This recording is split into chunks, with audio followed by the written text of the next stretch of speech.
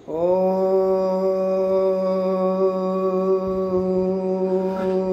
हरि ओम नमो भगवते वासुदेवाय।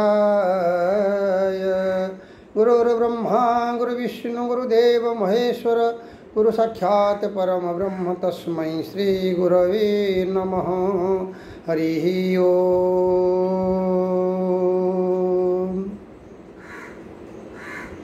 सुंदर कथा। जपरी मनुष्यर दुईटी पाद अच्छी, दुईटी हाथ अच्छी, सेपरी ए संसार रे चलियापाई मुख्यतः दुईटी धर्मशास्त्र रखा जाइछि। गोटे धर्मशास्त्र से रखा श्रीमद् भागवत गीता, अन्यटी है श्रीमद् भागवत महापुराण। भगवान कृष्णकर मुख निःसृत वाणी होछंती गीता। गीता एपरी भाव में भगवान बुझेछंती। गीता एपरी आनंददायक। गीता इथिरे माने एते मजी आइछंती भगवान कृष्ण। गीतार संपूर्ण श्लोक हेले 701। आज्ञा ता भितरे भगवान एते भाव विहल हो जाइछंती, एते भाव विहल जाइछंती। गोटिए गोटिए श्लोक दी थर उच्चारण करिछंती। गोटिए गोटिए श्लोक को दुई थर उच्चारण करिछंती। आमे आलोचना भितर जिबा। गीता शिखेला हमको कौन ना मानव तैयारी ग्रंथ है गीता। आउ कर्मर प्रेरणा देला श्रीमद् भागवत महापुराण। प्रत्येक पुराणर सारांश रखागला भागवत रे। एवं भगवान त्याग बा वैराग्यर प्रतीक हिसाब से प्रथम मनुष्य को तैयारी कले। त्याग वैराग्य भाव में ए मनुष्य जगत रे कौन हो पारे गीता कहती। एवं सम्मान देले कौन किपरि भाव में आमे सम्मानित पाइबा याकू भी गीता कहती। गीतार श्लोक भितर नहांती पूर्व लिखाई आपण मैंने भल कि जानते कौन कहले कहले क्या सम्मान देले कौन है ना पितामाता को सम्मान देले कौन हो पारिबा माने भगवान कृष्ण से कथा कहते। कहले वसुदेव सुतम देव कंस चाणूरमर्दनम देवकी परमानंद कृष्ण वंदे जगत गुरु। देवकी परमानंद कृष्ण वंदे जगत गुरु। वसुदेव सुतम देव कंस चाणूरमर्दन। पिता माता को कथा को आगे प्रथमे आज्ञा सम्मान देले। प्रथमे सम्मान देले पितामाता को कथा को एवं से पितामाता को सेवा कले, स्नेह कले, श्रद्धा कले, भाव कले, भक्ति देले। तापरे हेले कौन जगत गुरु। गोटे श्लोक लेबा समय बहुत कम। आसंतु गीता को जीवा।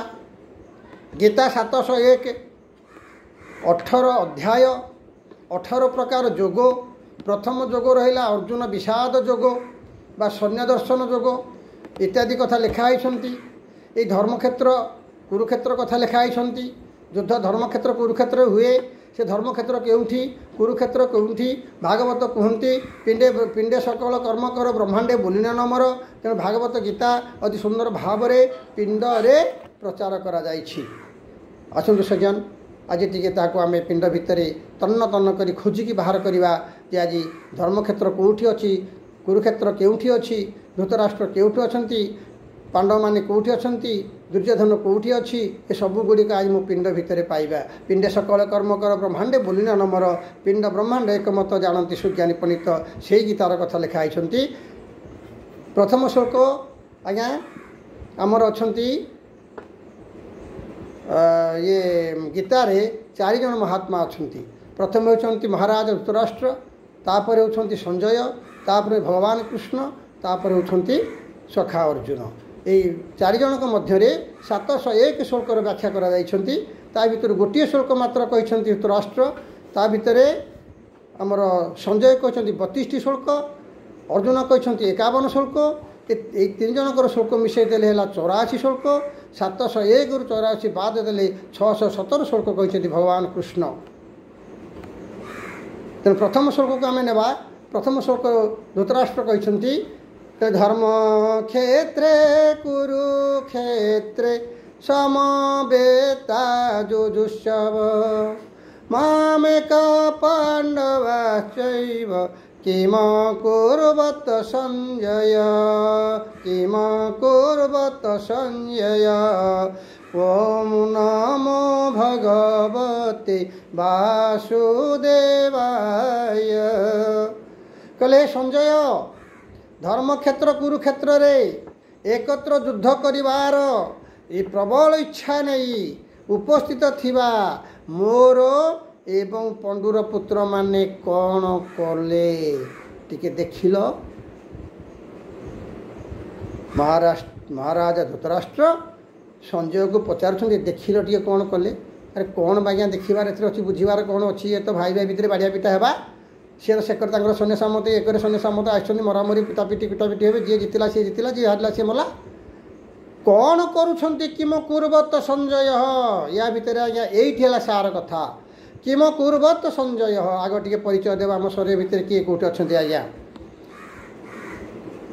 कहले शरीर भितर धृतराष्ट्र किए आज्ञा ना अज्ञान रूपी धृतराष्ट्र संजय रूपी संयम रूपी संजय अज्ञान मनर अंतराल रे थाए अज्ञान रूपी अज्ञान द्वारा आवृत मन होउची धृतराष्ट्र बा जनमांध ज्ञानर अंतराल रे अज्ञान थाए ज्ञान रे आमे जो कर्म करे कथारे कहती ना अरे तुम अज्ञान हो गली मत किसी दिशला ना मु अंध हो गली कामटा कर पकेली खराब कामटा कर देछि अज्ञान जिते बेले से अंध हो तेणु आज धृतराष्ट्र जो अंध होती सी अज्ञान रही अज्ञान रूपी धृतराष्ट्र संयम रूपी संजय किंतु संयम रूपी संजय माने माध्यम रे से देखु थांती एवं सुनु थांती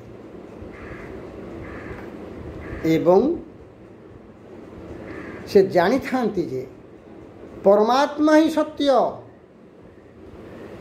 धृतराष्ट्र जानी परमात्मा ही सत्य अज्ञान रूपी अंधकार रे जे थिबो से जानुछि जे परमात्मा ही सत्य किंतु जे पर्यंत एहा ठारू उत्पन्न मोह रूपी दुर्योधन जीवित अछि जे पर्यंत अज्ञान रे रहिथिबा व्यक्तिर मोह रहिछि ता भितरु जे जन्म नब सी हम आज्ञा दुर्योधन